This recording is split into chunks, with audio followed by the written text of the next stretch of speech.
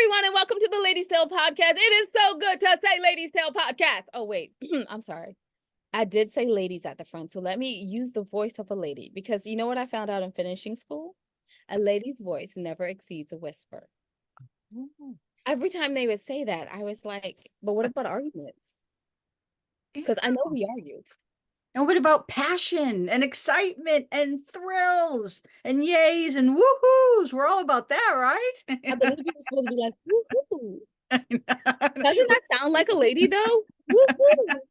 This is lovely fun. Yay. Exactly. I have not lived to that, but we are still on the Ladies Tale Podcast. Wow. Yeah, that was real loud compared to that whisper. Oh, no. Oh my goodness. High five to me, because oh wait, hold on. High five to me, which looks like a clap. So let's do this. Because I remember to introduce myself. I'm so excited. I just want to say to my interviewee, thank you for this. Thank you for completing the high five. I do not feel nearly as silly. Awesome. And occasionally I am serious. Okay, no, not really. Just on the page, on the written page. Hence, I write books. So we wrote books. There's normally a jade on this side or on that side. Oh, no, not on that side. There's not enough space today on this side. So there's normally a jade on that side. And that's why I said we. And those books are And I Thought Divorce Was Bad, And I Thought Being Grown Up Was Easy, If Only I Were Me, a Memoir, and Verse, Foreign Coffee, Widow's Web, and Widow's Debt. Those are the 6 audiobooks, and you can get those audiobooks wherever audiobooks are sold. But guess what, y'all? We wrote more books than that. And yeah, just in case you were thinking, well, I don't want to read any of them. Well, there's 18 more you don't have to read. I'm joking. Buy them all. You can find out the rest of the 18 books at www.andithoughladies.com. And although there's a Jade not here, I feel like the invisible force of pressure of Jade being like, don't forget to say. So here we go. I shall not forget to say that our books are literary life guides. They explain life through poetry. I feel like Jade is already doing this, right? I feel good about myself. But since my narcissism has already shown with all the eyes and how I feel like that it's time to go ahead and say that you're not here to hear about me, which is a horrible loss for you, because I'm a narcissist. I have to say that. But you're here to hear about our wonderful guests. Wonderful guests, would you like to introduce yourself? Hi, everyone. And Bologna, thank you so much for having me on here. This is so awesome. I am Joany Kane, and I write Christmas movies, and I've done some other kind of movies and things like that. And I'm excited to be here. Okay, so I love how she's just like, I write Christmas movies and other. This lady invented a genre. Actually, let me ask it as a question, because you don't need me to say it. So, I mean, when did you start writing Christmas movies, and what Christmas movies were your influence at the time? Okay, very good question. So let's rock and roll. Let's get right into it. So the movie that I'm most known for is called The Christmas Card, and it premiered on the Hallmark Channel in 2006. And when it premiered on the Hallmark Channel, it shattered ratings records. It received an Emmy nomination for the actor Ed Asner, who was in it, and it's credited as being one of the instigators for launching the current holiday romance movie craze that's happening now and still going. But there's a great story involved with it. The Christmas Card is because I actually the idea for it came up around 1993 after I saw a Vince Gill video. It was a Christmas video, I'll Be Home for Christmas, and in the video, Vince Gill was playing the serviceman who's riding home to the love of his life. And I thought that's kind of a great sort of setup for a story or movie, a Christmas movie. But back in the 90s, there weren't really hardly any Christmas movies at all unless you went to the movies theaters.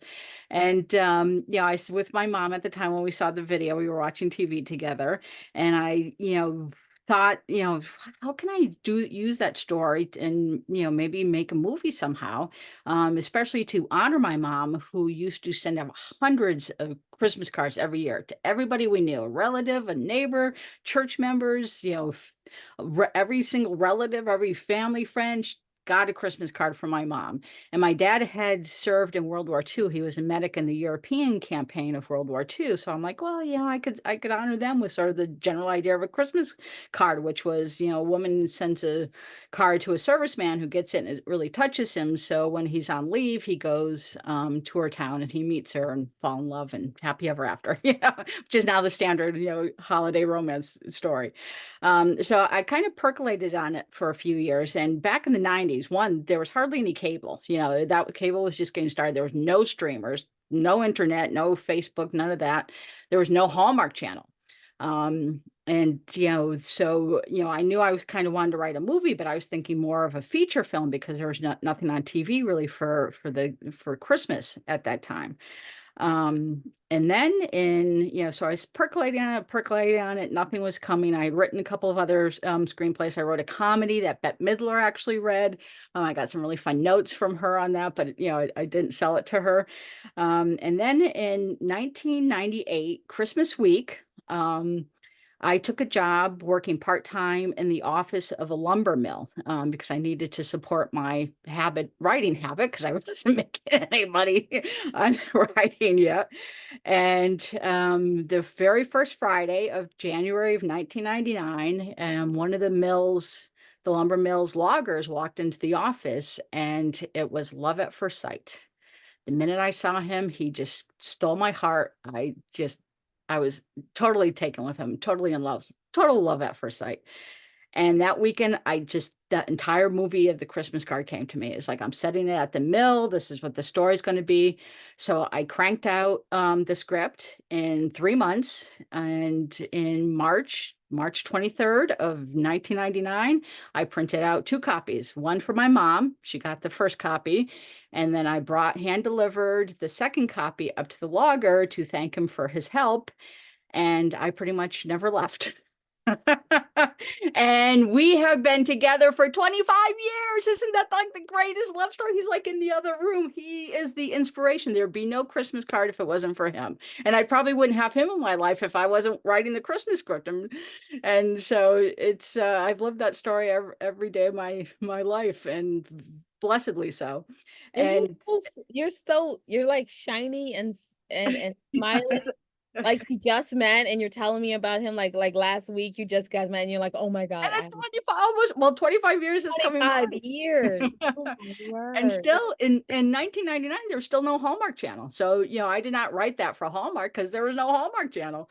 And finally, Hallmark Channel came about, I think, 2001, 2002. And they bought the script in 2003. It took a couple of years to get made. And then they broadcast it in 2006. And my life has been Christmas ever since.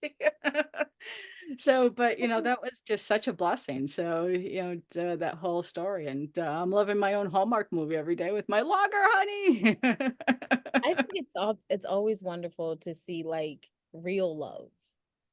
Yeah, Like 25 years is real love. yeah, yeah. Good He bad is. days. Hey, I think everyone here knows that I am divorced. So they're good bad days and to see someone else for 25 years and smiling, oh my God. Mhm. Well, he was divorced. He had 2 kids. They're adults now, and we have from his family 5 grandkids total. So for anybody who has divorced, there is love out there, and there is somebody special. And I think that's the beauty of these movies, is because it really does give us hope that not only about Christmas, which is really all about magic and hope and family and nostalgia, but also about love. And that yeah, I think it's a special time and a special love. Exactly.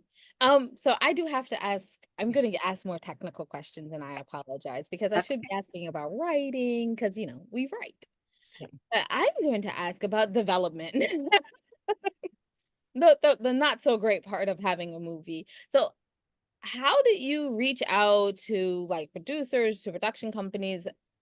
You came up with this idea, you wrote it, and then you have to get it produced.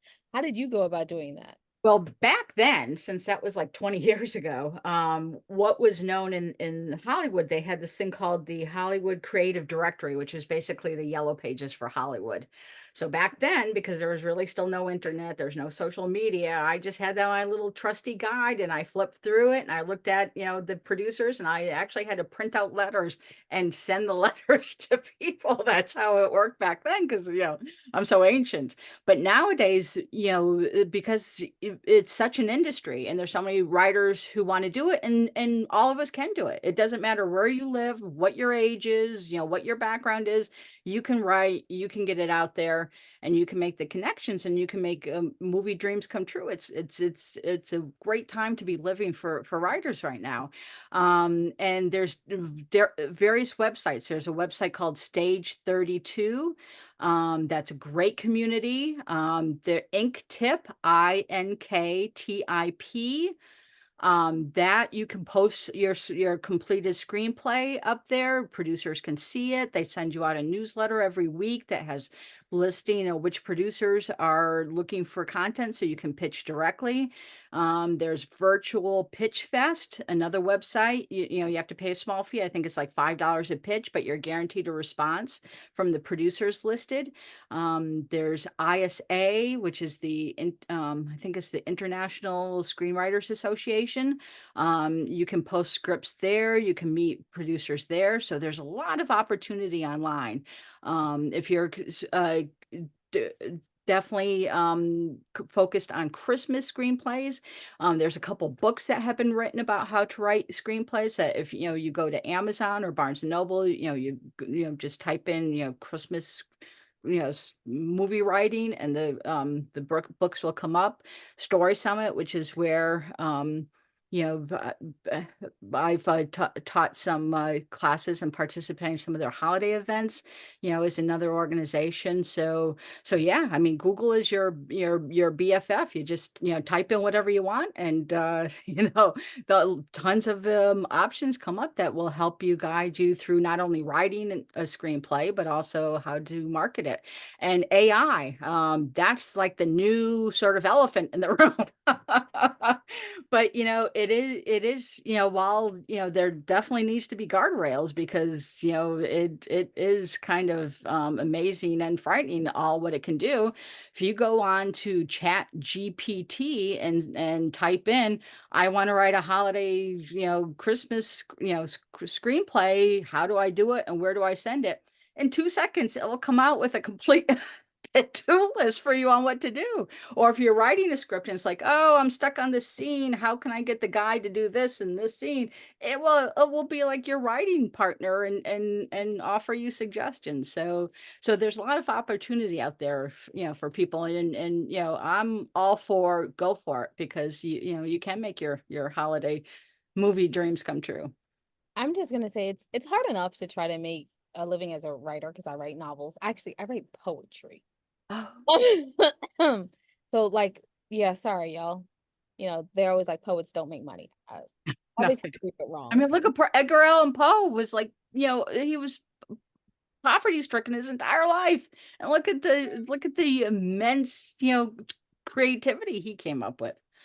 Yeah. That's not my problem. But like getting out there and getting your name out there and getting a brand and just getting started, it's very hard. But like with the resources that you said, that it means that these things are possible now. They are.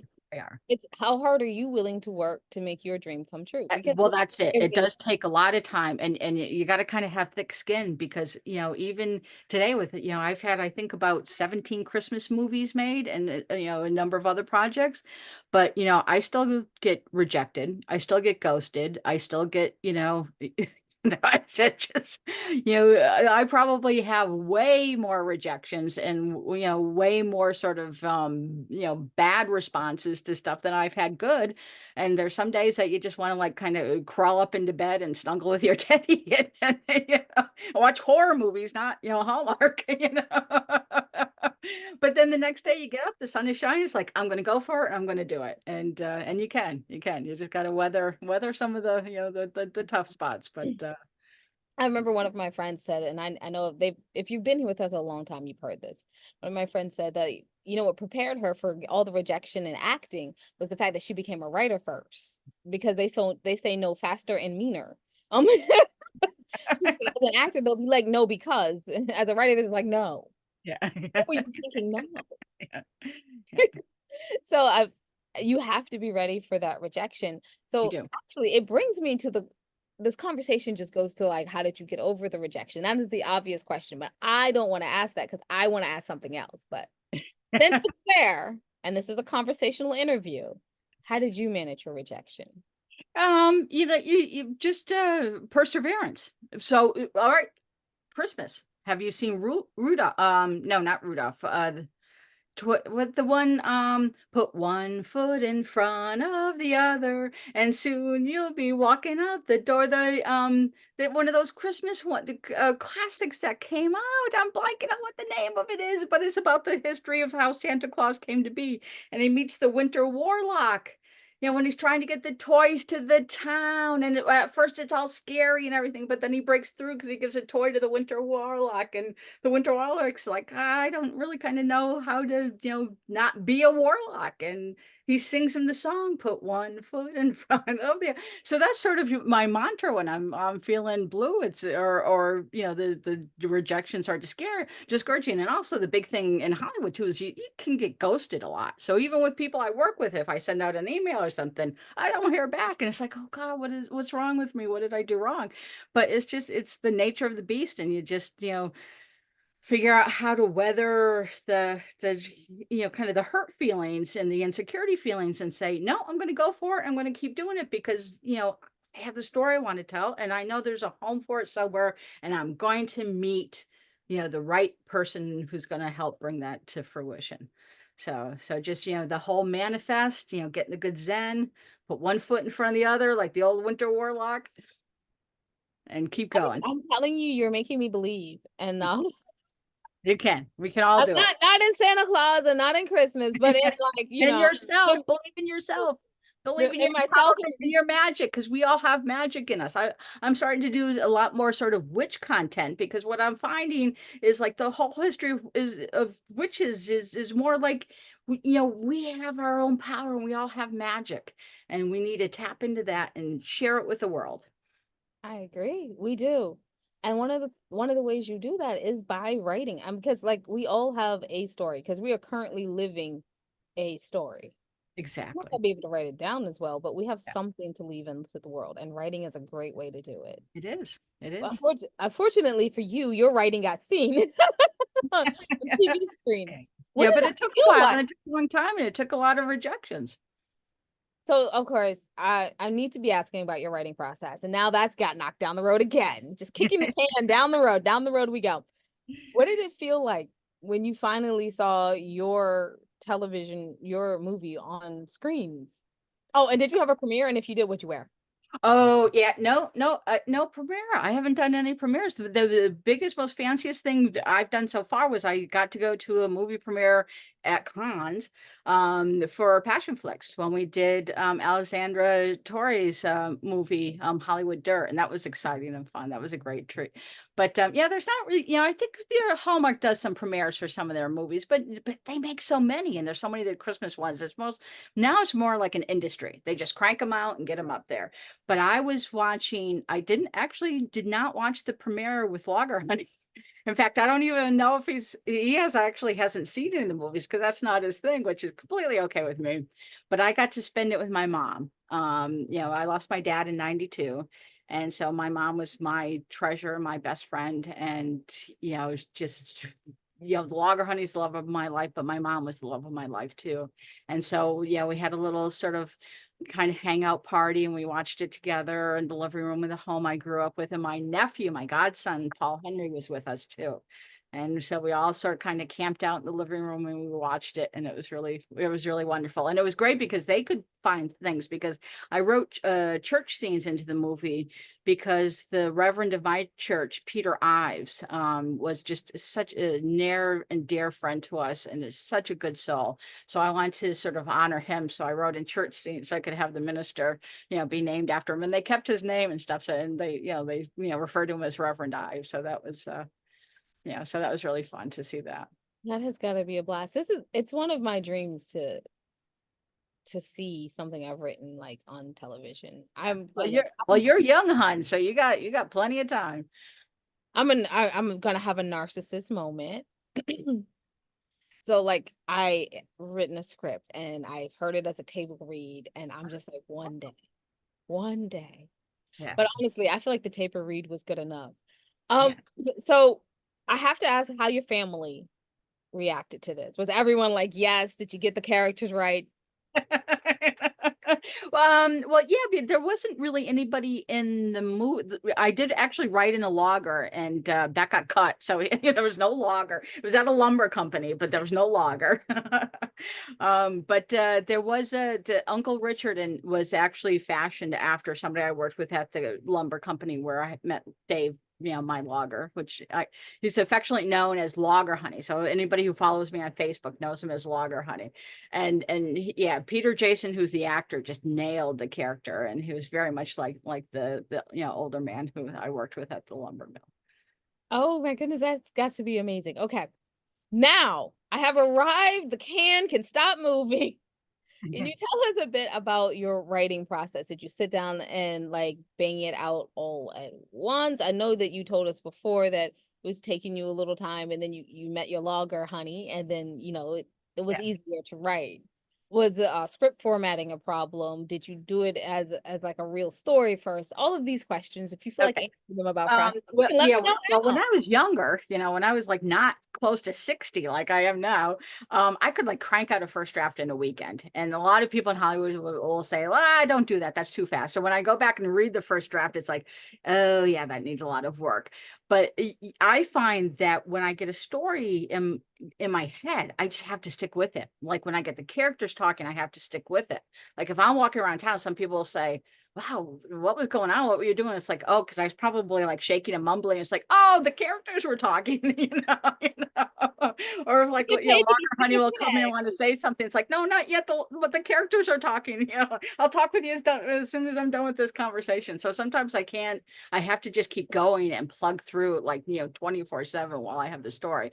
But now because I've been doing it so much, and sometimes I'm hired to write, and it's not just all my own personal stories. I get it varies depending on projects. Sometimes I'll just keep going and keep going, and I can crank it out in a couple weeks. Other times it's sometimes I'll work a little bit on it, put it aside for a few months, come back to it. It depends on the story, and it really depends on what the characters in the story want me to do. I sort of let them tell me what to do with them. So Oh no, I understand. Like, people plan out entire stories and plots. I'm one of the like, if I can get the beginning and I can get the end, and then they start having a conversation, that's it. That's the story. And then you just sit down and write it. yeah. Oh yeah. I mean, the best moment is like when the parts where you don't know what's happening, and you get in the groove, and all of a sudden this idea comes to your head that's like, oh my gosh, that's like the greatest thing ever. That's like the best feeling ever. And there's so many scripts I've written that will never see the light of day and never get made, but I don't care. I just had such a blast writing them. And then when I go back and revisit them, it's like, oh my God, I remember that moment when I wrote that, because that was like the best moment ever. So there's some people out there who like go golfing or go bowling or like to do those things. I just love to write, and that's such a joy. It is. It is just a joy. Do you ever think you'll do a novel? Okay, so this is where I came up with passion flicks. Because back in around 2013, I had a bunch of screenplays that were I wrote that I loved. They were romances, and they didn't sell, and I'm like, "Ah, I want to do something with them. They're great stories. So I'm like, I'll turn them into novels. So I immersed myself in the romance novel community on social media. I went to conventions. I went to this one in Las Vegas, and I tried to turn the scripts into novels. And I'm like, oh no, I'm a screenwriter. I just like the format of screenwriting. But I got to meet so many amazing writers. I'm like, there needs to be some more of a cinematic you know option for these writers. So I wanted to, back then in 2013, I committed myself to trying to help authors get their content on screens, and I came up with the idea for Passion Flicks. I coined the name, I purchased the domain, and back then in 2013, the only streamer was Netflix. And they weren't really doing original programming yet. The only programming they had at the time was Orange is the New Black. They had that show and some political one with Robin Wright. And I'm blanking on the name of it, but they weren't, that was it. But also at the same time, 50 Shades was exploding. And 50 Shades was started as fan fiction on Twilight. So my thought was there needs to be a Netflix for the romance novel industry and just have it 24/7 content based on novels. So I came up with that idea, and I kind of just, took a break from doing all the Christmas movies and that stuff, and I just for several years pounded on Hollywood doors. I finally connected with a couple female producers in 2016, and it launched in 2017. So It's amazing. I have been fascinated by passion flicks for a while now.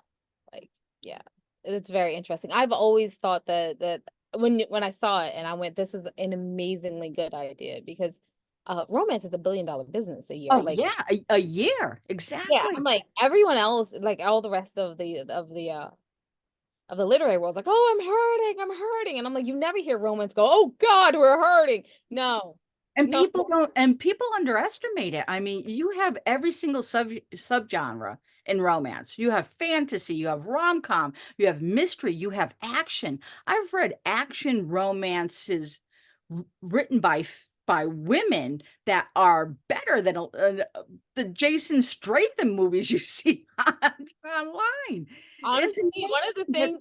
one of the narcissistic, selfish things I wanted to do today was introduce you to the work of this author. That, like, in my head, when I started writing when I was 12 years old, I was like, this is what I want to write. And then I read her book and I'm like, for the love of goodness, this book is just insanely amazing. And I read the Jason Bourne novels, I read Ludlum, I've read almost all the Clancy's. I read, like, because I write noir mystery as my genre. So I have to read. And yo, she's just See, that's great. And those are the stories, those are the undiscovered gems. So anything I can do to help writers, I'm completely on board for that. you recognize it wasn't even for me. Like, I'm not even staying to my narcissist form. You go, girl. But that's the great thing about us writers is rising tides. We all try to, do what we can to help others. And I just wanted to congratulate you face to face on like recognizing like the amazingness that the romance community has to offer. Like, I was just like, this is ingenious, because people, I don't think I've ever been to a romance convention where someone goes, I don't want to see that book as a movie. They Yeah. all want to see that book as a movie. I want to Exactly. see this one and that one and this one and Yeah, there's not enough time in the day to bring them all to screen because there's just so many good ones. And exactly. a lot of these writers just they're moms and they have other jobs and they're doing other things and they're still cranking them out and they're still, you know, just living to bringing just joy and love to the world. Like like sort of like the holiday movies, but just on a really much kind of broader, wider scale. So So, I was about to wind this down, and then I thought of this question that I've been dying to ask you. So if I may take one more moment of your time oh before we yeah, wind it oh down yeah, to the last three. okay.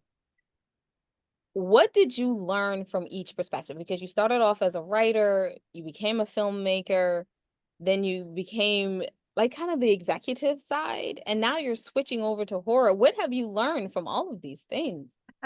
To enjoy every moment and to no matter what you do for a living, what matters most is who's with you in your life and love and family and that kind of support. And I think that's because no matter whether I'm writing or producing or doing other things, that I know that Logger Honey's in the other room is what matters most. Or, before mom passed a couple of years ago, that she was there. I think of what I meant to ask was, is there a different set of mindset that you have to be in order to go from being creative to being a producer? Yeah, creative is just so much funner. There's a Oh, lot. way more fun. Yeah, all the other stuff, there's just so many details from like logistics, insurance, payroll, all the business stuff. And that's why if you surround yourself with people that are a joy to work with and are team players, it makes the journey so much better. And like starting in 2024, I'm going to be making my directorial debut on a haunted house Christmas movie called A Merry Scary Christmas Tale. So it's both kind of scary, but it's also very merry at the same time. And there's a really great love story in it. So yeah, at the end of the movie, after you've been scared and had this festive fun, the love story, I think people are going to be like, oh my God, that's just so amazing. That's such a great love story. And it's kind of like buried in this really fun, festive, scary story, haunted house story. And it has the female, that has some witch characters, and it's sort of a coming of age story of, with a good theme about finding our magic, because we all have that magic inside of us.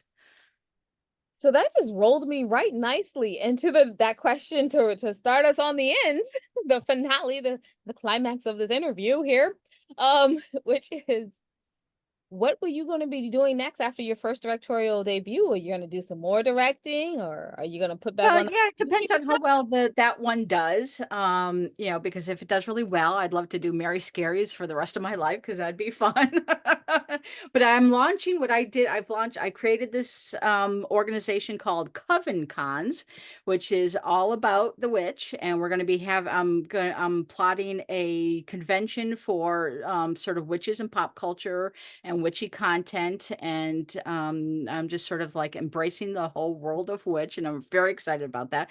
And I came just very quickly, I came up with it because a good pal of mine, Liliana Klingman, she created Christmas Con, which was a convention for Christmas movie lovers, and it was huge success. And she came up with the idea, her and her friends, when they were watching my movie Matchmaker Santa. So that was really fun. So I got to participate in the very first Christmas Con, which is 2019. And then they had a con called the 90s Con, which was huge and is covered by People Magazine and Entertainment Weekly. And it's huge. But, part of the elements of it that were huge, extra huge, were they had the panels for like the TV show Charmed, Hocus Pocus, The Craft, and those were, you know what? So when I went online to do some research on that, I mean, there's just such a huge fan base for all these kind of shows and movies that sort of have witches. Discovery of Witches, Practical Magic, and look at The Wizard of Oz. That was my mom's favorite movie. So I'm sort of kind of also branching off into the world of witch. So I'm very excited about that. You seem very happy to be doing that, adding some scary to life. I Exactly. feel like there's more than enough scary to my life. If I added any more scary, I might die. Now, and a fun thing on that is the Christmas actually kind of started because of Scary. A Christmas Carol, which written by Charles Dickens. He wrote that back in the 1800s. Back in the 1800s, Christmas was not a thing in America. We did not care about Christmas at all. Big thing in England though, and what the Victorians did in Victorian England was when they got together for Christmas, they all sit around the fire, they drink their hot toddies, and they would tell ghost stories. That was their hallmark. They loved to scare themselves silly. And that's why Charles Dickens wrote A Christmas Carol, is for that tradition. So that went viral in America, and President Grant saw how big the Christmas Carol and Charles Dickens was in America, and he thought, hey, let's make Christmas a holiday. And he's the one that proclaimed Christmas as an official holiday.